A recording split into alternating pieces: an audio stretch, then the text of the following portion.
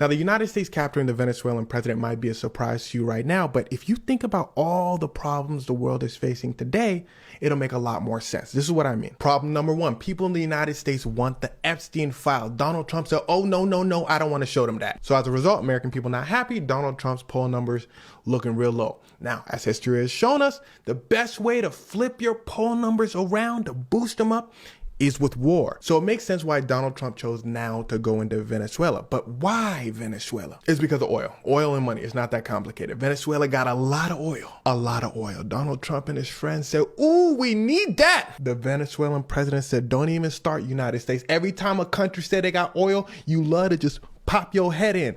Not this time. This Venezuela oil. Donald Trump said, well, that won't do. And this is where the world has a problem. See, Donald Trump's been doing this thing where he's just breaking the rules of the world and seeing if anyone's going to do anything about it. So Donald Trump said, okay, send the military to Venezuela and get me that oil. Donald Trump's people said, Donald, okay.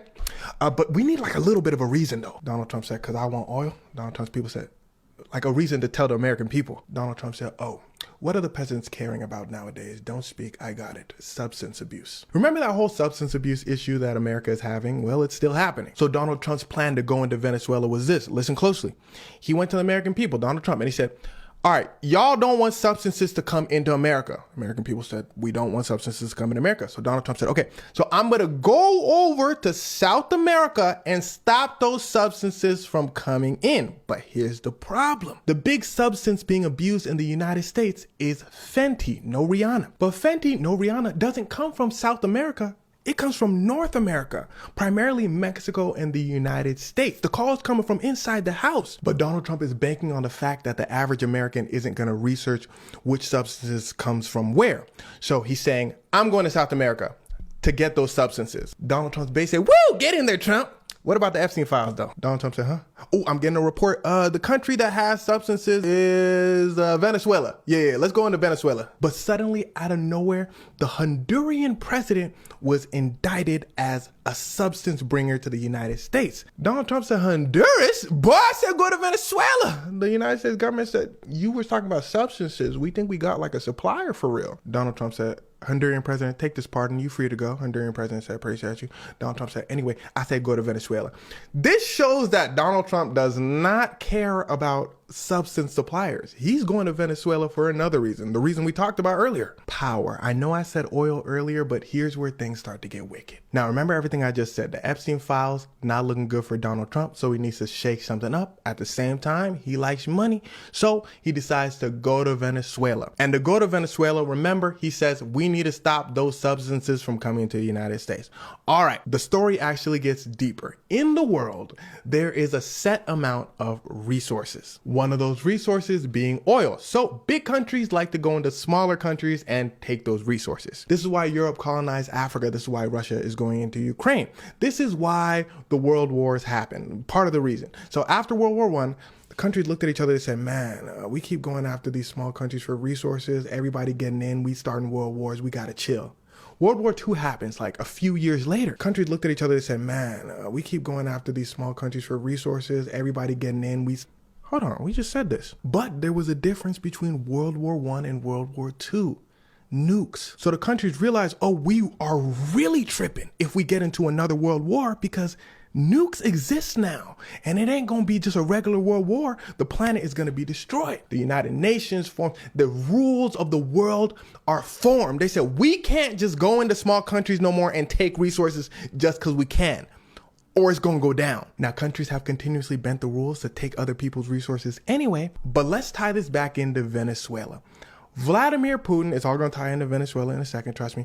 Vladimir Putin has said, nah, I don't like those rules. I got a big country. I need resources. I just want to go into countries like Ukraine and all that. The world said, no. Remember what those old people was talking about in World War II? We can't do that. Now, Putin is desperate right now. Russia is really low on resources. The economy not looking good. So Putin said, look, I'm just finna go into Ukraine anyway. Everybody said, well, the United States finna stop you because they still the big dogs of the world. Donald Trump said, United States who? He get Ukraine, I get Venezuela. China, what y'all want? China said, yeah, we was looking at Taiwan. Taiwan. We not finna lie. So the new plan seems to be get all the resources from the smaller countries in your area. Russia, Ukraine, Eastern Europe, China, South China Sea, United States, South America. And you already heard Donald Trump saying he's trying to take Greenland. Donald Trump already broke the rules of the world by going into Venezuela. He also broke the rules of the United States by invading a foreign country without Congress's approval. He said, what you finna do about it? And now is the time to ask what you finna do about it. And this has always been so interesting to me because what are rules and laws if people don't follow them? Listen to this story real quick. It's all going to tie in. It's going to make sense in a moment. When I worked at a school, there was this kid that just kept walking out of class in elementary school. He would just walk out of class and just play all day. I looked at the teachers. I said, that boy just going outside. The teacher said, and he been doing that for a few years. I said, a few years? That boy don't know his mathematics. Get him back in class. The teacher said, how? I said, they called his parents. The parents didn't care. They said, go to class. He said, no. What happens next? Donald Trump to me is that child that's just breaking the rules and saying, is anybody finna stop me? I guess I'll just keep going. But on the bright side, there is a way to stop him, and that's with the people. All of these rules and laws I've been talking about, the rules and laws of the world and all that, are collectively made by the people technically, because you vote the politicians in and the world leaders in. So the rules are made from your voice in a sense. So if you tell your voice, like your local congressmen, your senators, yo, shake that boy down before I shake you, you won't believe how fast they say, okay, because you're their boss. So if Donald Trump not releasing the Epstein files, if Donald Trump going into another country to take all of their resources, and if Donald Trump breaking the rules to suit his needs, if Donald Trump not hiding that he's doing all of these things and telling you to your face, I'm going to Venezuela and I'm finna get some oil. If these things don't sit well with you, then call your congressman, call your senator, vote different next election, and keep screaming and keep protesting. It may not seem like it's doing anything, but trust me, protests and people yelling at the top of their lungs on TikTok, Instagram, it matters, because politicians see how the trends go and they're kind of like worms. So if the trend ain't trending towards Donald Trump, they gon' go back the other way. All of a sudden, if people say, you know what, Donald Trump, you're not living right, politicians are going to be like, yeah, you know what, Donald Trump, you're not living right. They're just going to mirror everything you say. You're their boss, remember. But anyway, long story short, to the people of Venezuela, to the people of the United States, to the people of the world, even though it seems like you're getting pushed hard, collectively we can push back harder.